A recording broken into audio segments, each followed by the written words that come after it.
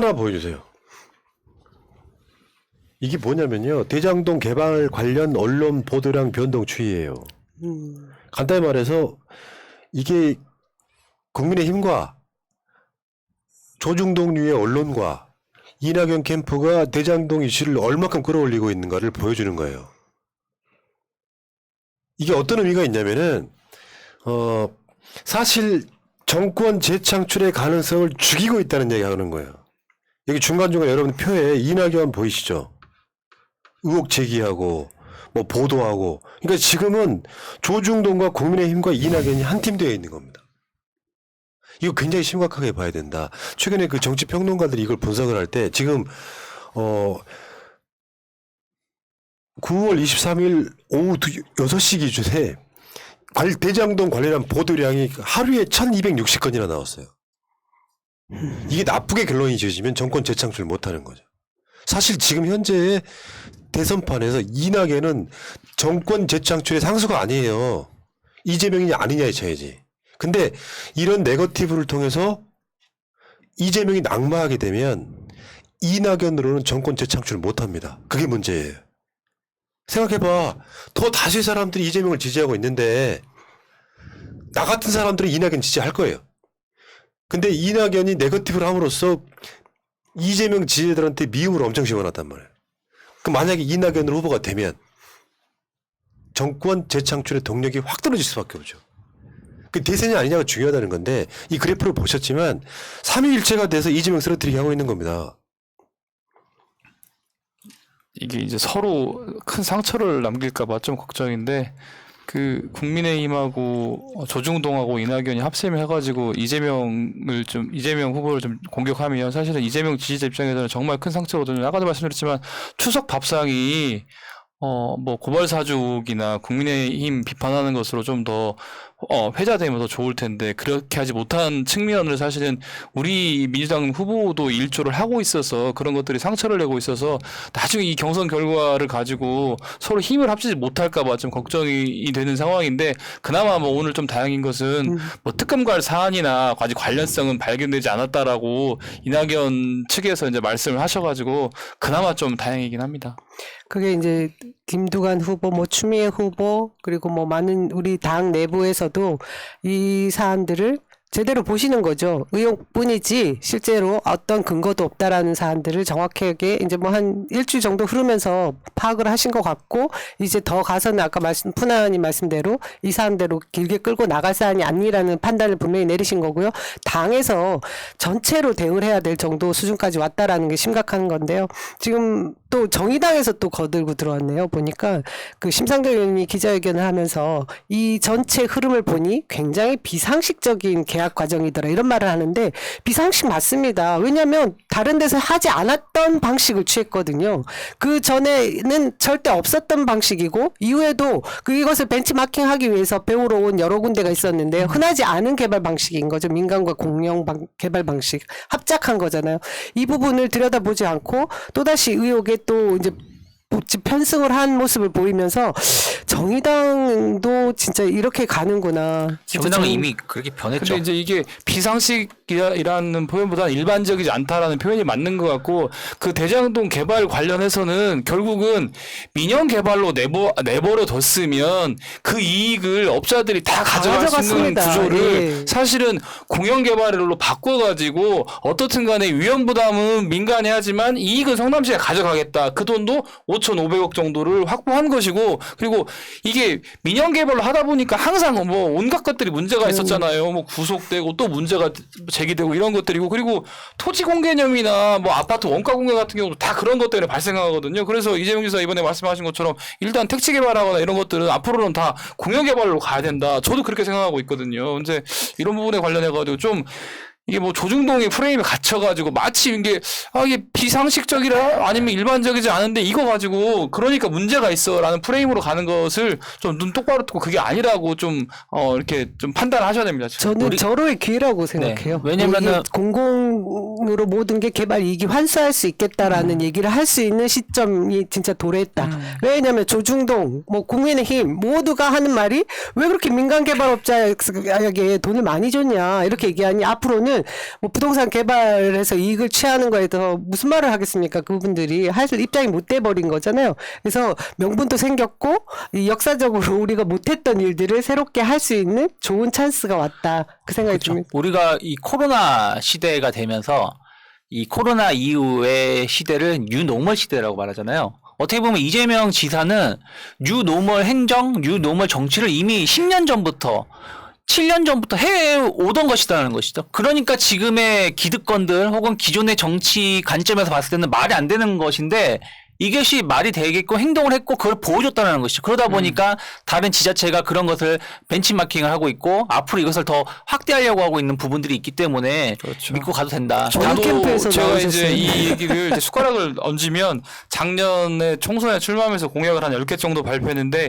지금 2개, 3개들을 대선 주자들이 받아가지고 한 말씀 드리면 제가 저희 전주에 저희 지역구에 그 대한방직 터 자리를 개발하는 게 있거든요. 전주의 노른자 땅인데 다른 사람들 그 민간인 땅이니까 그냥 민영 개발로 하자고 계속 얘기할 때 저는 이거 지목을 변경해서 하면 이익이 막대해지기 때문에 공영 개발을 해야 된다. 도시 개발법이나 이런 거 활용하면 충분히 가능한데 왜 이걸 공영 개발을 하지 않고 민영 개발로 하려고 그러냐 문제 제기를 했었는데 이재명 지사께서 받아주셔가지고 상당히 기분이 좀 좋았고 그 다음에 하나는 더 뭐였냐면 제가 헌법재판소를 광주로 이전하자는 공약과 대법원을 전주로 이전하자는 공약을 했었는데 근거는 뭐였냐면 헌재 같은 경우는 뭐 헌재법에 서울에 둬야 될 근거가 없고 헌재가 좀 활성화되는 것은 결국 5.18이 계기였기 때문에 상징성 있는 광주를 옮기자. 그리고 전주 같은 경우는 법조계 삼성의 도시니까 대법원으로 옮기자라고 얘기를 했는데 민주당 후보 중에 지금 뭐 이재명 후보님, 추미애 후보님,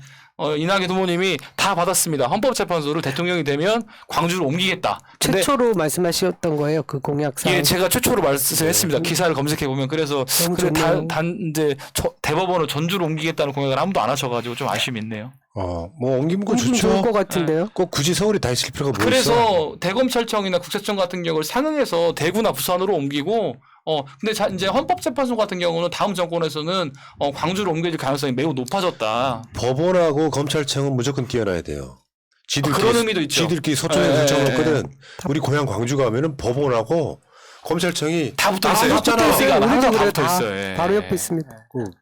그 검찰청만이라도 저기 목포로 옮겨갖고 서로 이렇게 만나지 못하게 해야지 카르텔이 안 만들어지지. 그런 측면도 충분히 있습니다. 예.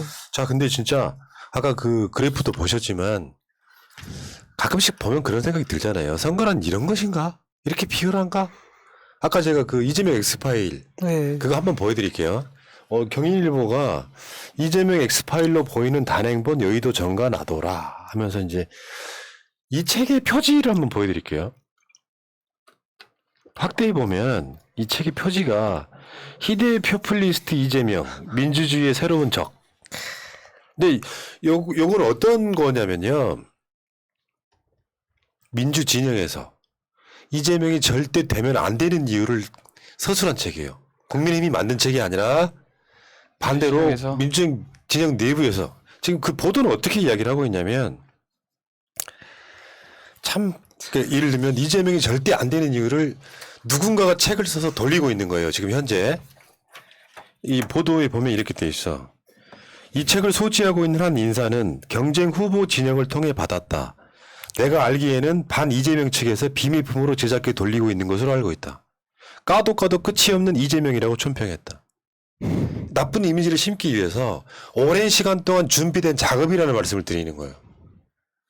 이재명 지사가 문재인 대통령, 안희정 후보 이런 사람들이랑 토론할 때 이재명 지사의 그 뭔가 좀 나빴던 기억들만 소환해가지고 이재명은 적이야 해서 지금 이재명이 대통령이 되면 안 되는 것들을 이미 굉장히 오래전부터 준비가 돼 있다는 증거물 중에 하나다 이렇게 저는 보는 거거든요. 오히려 이 책에는 대장동은 들어가 있지도 않아. 내용이 아예 없는 거예요.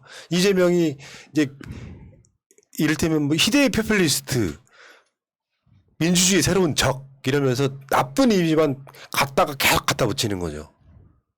솔직히 말씀드리면 그런 사람들은 분명히 뭔가가 있는 거예요. 배후에 뭔가가 있는 거라고. 단순하게 어떤 개인이 내 뇌피셜로 이재명 대통령 되면 안 돼가 아니라 소위 말하면 똥파리들을 움직이는 수괴들도 있을 거고요. 거기에 얹혀가신 분들이 그런 의혹까지 있잖아. 지금 얹혀가고 있는 분이 그냥 얹혀가는 게 아니라 원래 관계가 있었을 거라고 의심하는 사람도 있는 거예요. 이제 그런 부분들이 다 버무려져 가지고 결국은 이번 주에 있는 호남 경선에서 이재명이 굳힐 것인가 아니면 이낙연이 좁힐 것인가 이런 것에 관심들이 많은데요. 저는 이재명 후보가 굳힌다.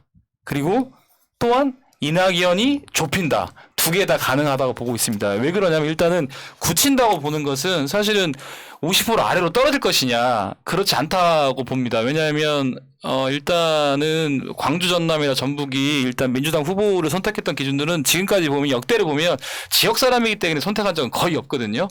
그렇기 때문에 민주당의 가치를 실현하는 사람들을 선택할 가능성이 매우 높다. 그리고 더 높아지는 것이 지금 이낙연 후보의 공격들이 이게 잘못됐네 이런 분위기라기보단 당내에서 이렇게까지 해도 돼? 이거 팩트도 아닌 것 같은데? 이런 분위기가 더 높아서 일단은 굳혀질 확률이 높다. 하지만 그러면 벌어질 것이냐? 또 그건 아니다. 왜냐하면 일단은 그래도 지역적인 정서가 있고 나름대로 공격을 했기 때문에 일단 기존의 이낙연이 얻는 득표보다는 광주 전남 쪽에서 좀 더 많이 받을 수 있다. 그래서 이재명 굳히기도 유효하고 이낙연 좁히기도 유효하다. 뭔 말이에요? 왜냐면 따라잡겠지만 굳히기는 뒤집을 수 없다. 이렇게 일정적으로 올라오겠지만 이걸 뒤집기는 불가능하다. 이런 인정. 이제 알아먹었어. 네. 저는 지금 저 엑스파일 지금 저도 지금 보도 지금 들었는데 저런 걸 생성해서 돌리는 쪽이 누굴까라는 생각이 드는데요. 하나는 이재명이 대통령이 됐을 때 굉장히 두려워하는 그 세력일 거고, 또 하나는 우리 기득권 카르텔 내에 너를 넣어주기 싫어. 뭐 이런 두 가지 생각을 가지고 저것을 단순히 저는 우리 진영 내부의 어떤 뭐 누군가가 만들어서 돌린다기보다는 진짜 그 거대한 기득권의 검은 손 같다라는 생각이 들거든요. 제가 주말 동안 계속 걱정이 됐던 부분이 우리 그 조국 전 장관도 그랬고 추미애 장관도 그랬습니다. 이게 비근한 예죠. 개혁에 저항했던 그 세력들은 정말 엄청난 그 핍박을 받지 않았습니까? 노무현 대통령 우리가 그렇게 보냈어요.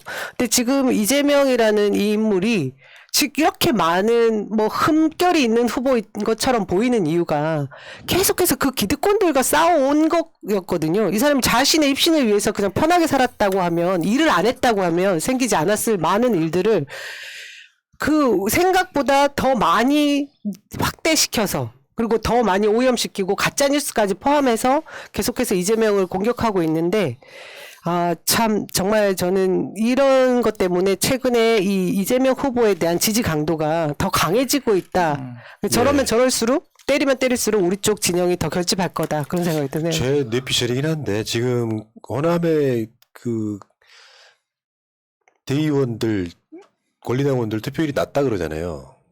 근데 이게 이제 이런 부분이 있단 말이에요. 그 지역 여론조사를 보면 한 800명씩 해요. 그 여론조사 보면 거기서는 되게 박빙으로 나온다고 하잖아요. 박빙으로 나오는 이유가 현실을 반영하는 거냐, 이것을 조사하는 사람들의 의지가 반영된 거냐, 이건 뭐 해석하기 나름일 수 있다고 생각해요. 그러니까 저는 이렇게 봐요. 이재명 때리기라는 걸 통해서 보통은 먹혀요. 다른 지역 같으면. 이재명한테 뭔가 있나 보다. 이렇게. 근데 호남 지역은 그게 좀 힘들어요. 맞습니다. 그게 노무현 현상이었던 거거든요. 그 당시에 노무현 대통령에 대해서 언론들이 좋게 써주는 데가 있었습니까? 똑같죠. 근데 그 광주 경선에서 노무현 대통령이 1등으로 만들어주는 것은 광주 사람들이나 호남 사람들은 기본적으로 언론 안 믿어요. 다는 아니겠지만 다수가 언론이 하는 게 뭐 이낙연 후보의 최근의 말처럼 언론이 이걸 떠드니까 뭐가 있나 보다라고 밝히셔야 된다 이런 식의 논리를 끌어오던데, 그쪽 지역 사람들의 기본 특성 중에 하나가 기득권이 말하는 언론의 말을 그대로 수용하는 사람들은 거의 없습니다. 그러니까 현상을 바라볼 줄 아는 거지. 이건 이재명이 되면 안 되는 사람들의 일종의 작업이다라고 느끼는 사람들이 꽤 많다는 거죠. 그 주위에 TV에 나오면은 우리가 이제 우려가 그거잖아요. 이재명 뉴스가 막 그렇게 포탈인 언론에 도배가 되면 이재명 위험해지는 거 아니야? 저는 그게 호남이 그걸 제대로 보여줄 거라고 생각해요. 그게 이재명이 문제가 있다가 아니라 오히려 이낙연이 비겁하네. 왜 저러지? 하는 의론이 더 많다는 걸 최근에 제가 깨달았고요. 그러니까 여론조사가 지금 뭐 박빙으로 가고 어떤 여론조사는 이낙연이 뭐 호남에서 뭐 몇 프로 앞섰다까지 나온다 그러는데 제 예상은 아무리 앞서는 일은 없을 거고요. 이번에 투표에서 보면 저는 기본적으로 한 5% 7% 차이는 이재명이 이기고 간다고 봐요. 그게 제 예상이고요. 설사 이낙연이 어떻게 박빙으로라도 이재명을 이긴다고 쳐도 나머지 지역에서 이길 가능성이 없기 때문에 이 사람들 되게 착각하는 거예요. 이 사람들 목표가 결선 투표까지 어떻게 가보자는 거지. 이재명을 이길 수 있는 지금 20만 표 차이 나죠. 호남의 투표율이 전체 20만 표 중에서 한 60%가 나면 한 12만 표 정도 된단 말이에요. 거기서 이낙연이 얻을 수 있는 표가 얼마나 될 것 같습니까? 저도 이제 그 계산을 했는데 이낙연 후보는 지금 계속해서 지금 이게 대선 경선이 무슨 재미로 하는 것 마냥 뭐 흥미 뭐 이런 부분들로 계속 가는 것 같아요. 그 드라마틱한 연출을 위해서 혹은 본인이 뭐 선택을 광주에서 못 받으면 뭐 끝나는 것 마냥 이런 식으로 계속 만들고 있지만 제가 생각하기에도 지금 20만 표 그 그 호남 쪽 전라도 쪽인데 20만 표에서 그 투표율을 아무리 저는 좋게 봐도 60% 넘기 쉽지 않을 거라 생각하고 있거든요. 그럼 60%라고 하면 12만 표거든요. 최대로 봤을 때. 그러면 박빙이라고 해봤자 이낙연이 한 55% 이재명이 뭐 45% 혹은 뭐 50% 이렇게 간다고 하면 지금 11만 표 차이가 나는 거에 대해 격차를 줄이는 게 전혀 없어요.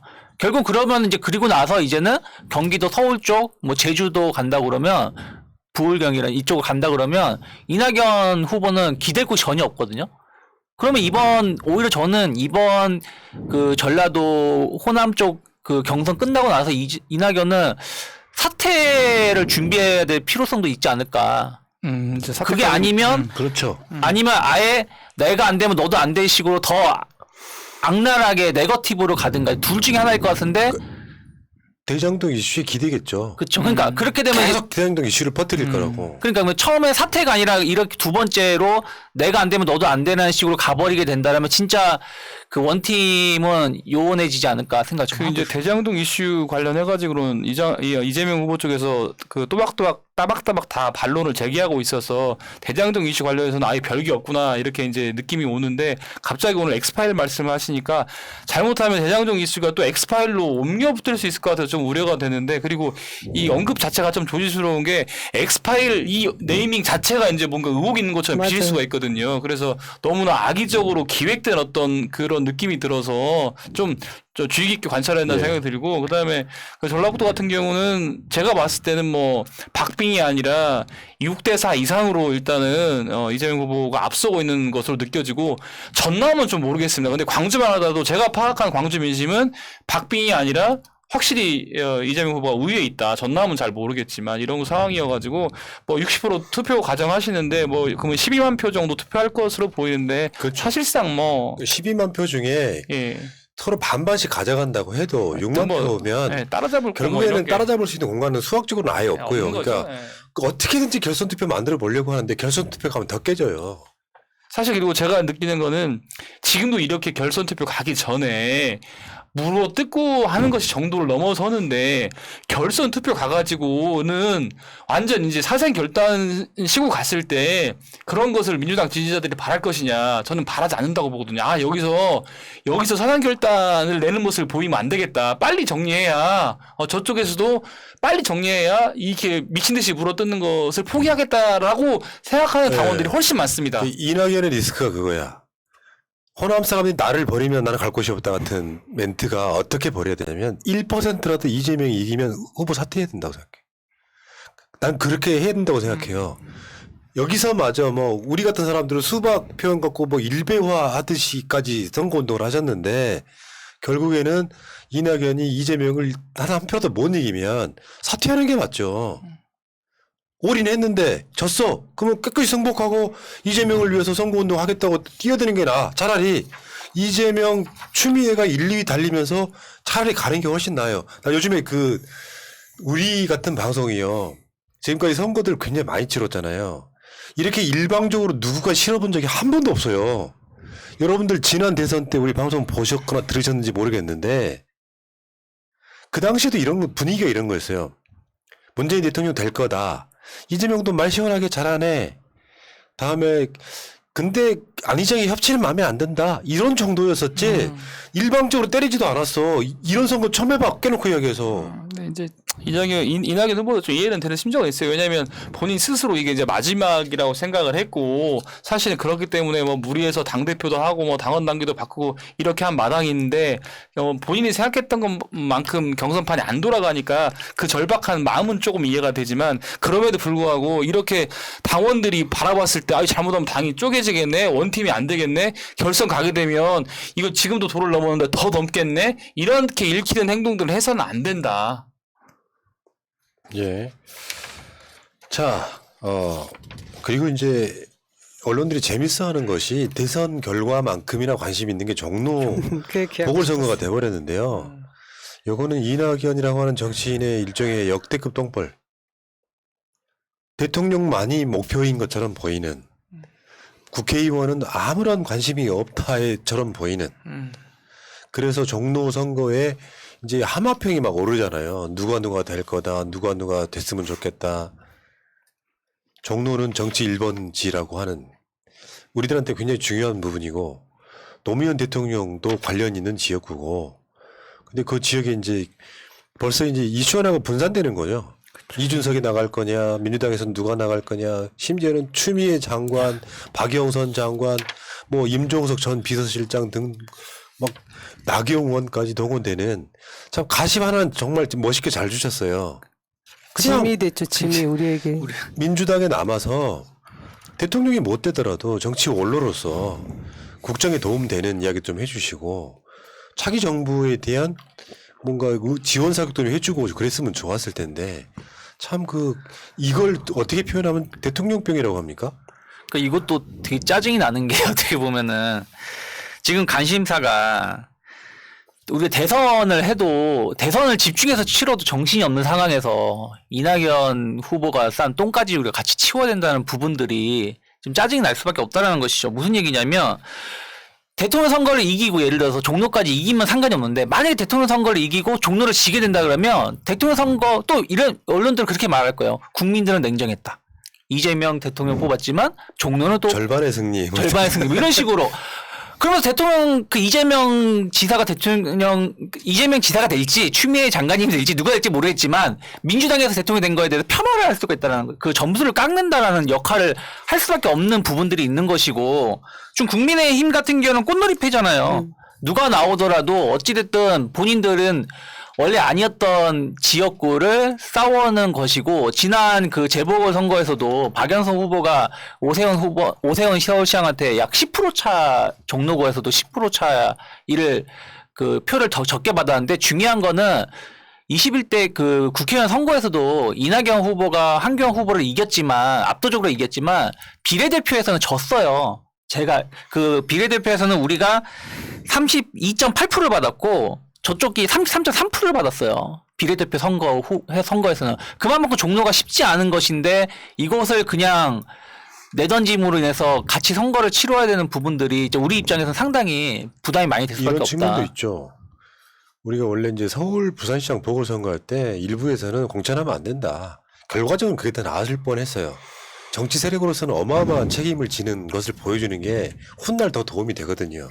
지금도 서울 부산시장 보궐선거 여파가 민주당의 대선까지 영향을 미치고 있거든요. 서울이라든지 젊은 층의 지지 같은 것들이. 그러면 종로 지역구에 그 보궐선거를 유발하는 게 민주당이면 공천하지 말자는 이야기도 간간히 나오거든요. 뭐 결국은 당연히 그 지역은 국민의힘이 가져가는 지역구가 돼버린단 말이에요. 그 정치적 선택이 내가 현직 국회의원인데 내가 최종 후보가 돼서 대통령 선거에 올인하기 위해서 사퇴 기한이 아니지만 사퇴하고 대통령 선거에 올인해서 정권 재창출을 하겠다가 아니고 민주당 후보가 되기 위해서 종로 지역구를 포기하는 것을 광주 가서 발표하시는 이게 모르겠어요. 그 올인이라고 하는 것이 주는 의미가 본인들은 그게 절박한 것일 수 있는데 우리한테는 이낙연 후보가 되는 것이 그렇게 절박한 일이 아니잖아요. 우린 정권 재창출이 열박한데 이낙연이 정권 재창출해서 정권 재창출을 위해서 종로 지역구를 던지는 것이 민주당 전체 정권 재창출에 도움이 되겠습니까? 이제 국민들께서는 결국 그 절박함이라는 것이 누구를 위한 절박함인지를 다 고민하고 있는 거죠. 본인 스스로를 위한 절박함인 것인지 국민을 위한 절박함인지 아니면 민주당이나 정권 재창출을 위한 절박함인지 이런 거를 보고 있기 때문에 그런 부분에 있어서 그게 이제 아까도 일관성이나 진정성 말씀하셨지만 그렇게 안 보이기 때문에 그 절박함이 본인을 위한 것으로 보이기 때문에 뭐 비판을 받는 거죠. 그러다 예. 보니까 어떻게 보면 이번에 선거의 최종 승자는 이준석이 될 수 있다는 표현을 하잖아요. 가만히 지금 있는데. 그 국민의힘의 경선 관리를 이준석이 하면서 더 오히려 더 돋보이는 모습들. 그리고 뭐 본인은 아니라고 하지만 지난 추석에도 종로에 기어 나와가지고 카페에서 인증샷 올리면서 가능성을 높이고 있는 부분들. 결국에는 자 우리한테는 전혀 일도 이익되는 게 없고 저한테 이익되는 거를 다 넘겨주는 부분들은 정말로 반성을 해야 된다 생각을 예. 좀 하고 있어요. 이낙연 캠프에 계시는 분들아 우리를 사실상 일베와 동일시하는 선거 전략을 서서 이분들이 대선 이후에 우리를 어떻게 보시려고 지금 저러실까 이런 생각도 들었어요. 정말 사람들 정치하는 게 너무 후지다. 국민의힘이나 다를 게 하나도 없다 이런 생각이 들었거든요. 결국에는 이런 선거들을 통해서 사실은 진짜 가짜가 나는 구분되어진다고 생각합니다. 진짜 가짜가. 우리는 항상 그런 게 불만이었거든요. 선거할 때 문재인 대통령 이전이라든지 총선 같은 걸 하게 되면요. 늘상 민주당 욕하면서 찍었어요.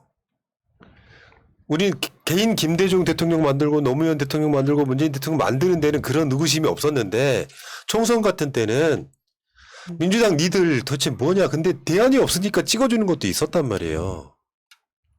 우리나라 역사상 민주 세력이 180석이라는 의석을 가진 게 최초이자 저는 마지막일지도 몰라요.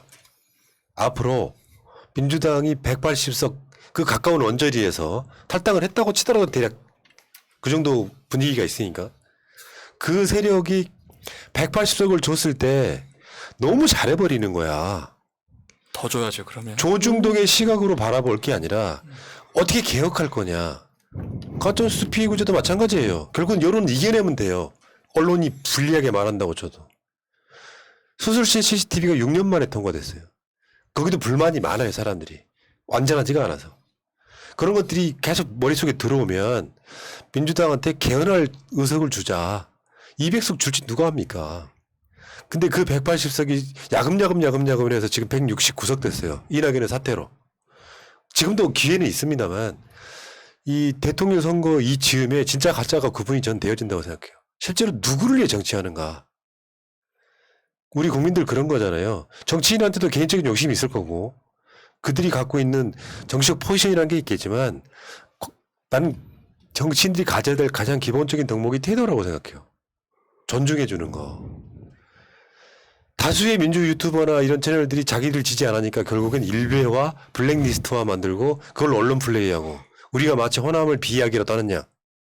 이런 썩어빠진 나는 캠프는 선거를 통해서 저는 심판을 해야 된다고 생각해요. 대체 이 사람들이 뭐길래 지금까지 민주화 투쟁에서 무언 역할을 했길래 우리 같은 일반 시민들의 그 노력과 피와 투쟁의 땀으로 만들어진 거에 얹혀가시는 분들이 이제 와서 니들 지지 안 해주니까 니들은 일베야라고 주장하는 그런 몰상식한 정치인들을 우리가 봐야 되겠습니까? 농담하는 게 아니라 대선 끝나고 났을 때 여기에 선동돼서 그 앞장섰던 정치인들 우리를 어떻게 보시려고 그러세요? 정말 부끄럽다는 생각이 좀 듭니다. 솔직히 말씀드리면.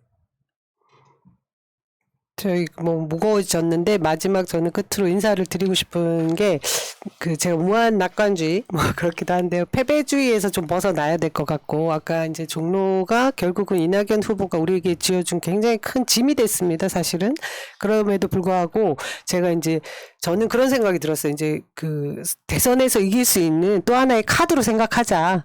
이재명 후보에게 좀 더 보완제가 될 수 있는 중도 개혁적인 참신한 인물로 한번 지금부터 여러분들이 계속 발굴해 주시고 찾아주시고 해서 그 힘을 모아서 다 승리하면 되는 거 아니겠습니까? 그런 쪽으로 방향을 우리 맞춰갔으면 예. 좋겠습니다. 결론 다 이기자. 광주, 전남, 전북에서 둘이 비슷하게 나올 가능성이 있어. 몇 프로 차이 안 나게. 그러면요. 다시 20만 표 차이예요. 근데 부울경, 서울, 인천, 경기 어느 한 군데도 이낙연 이길 가능성 없어요. 지더라도 깨끗하게 지십시오. 비열한 방법 쓰지 말고. 자, 왜 내가 이 시간을 끌었느냐. 경기도지사 이재명 지사 채널에서 7시부터 방송하잖아요. 거기도 새날 채널이에요. 우리 계열사라고. 김성수 마차 마차님 사회보니까요. 가시잖아요. 바로 시작합니다. 우리 방송 끝나자마자 그 채널로 넘어가 주시기 바라겠습니다. 자, 요즘에 이렇게 빠개치고 나이가 갱년기인가 봐요. 막 노여워 다. 그럴 만한 일들이 많았어요. 너무 노여워. 그냥 괜히 짜증나고 싫어 죽겠어 아주. 갱년기 많고. 뭐 인간들 들어와가지고 우리도 했던 이야기인데 그 이야기를 어느 채널에 가서 말하고 계속 올려 한 200번 올리는 거예요. 누구죠? 왜 세지만 너무 거슬리는 있는 거야. 됐고요. 우린 물러가고요. 여러분들 새날은 이따 9시에 더 재밌는 이야기로 다시 올게요.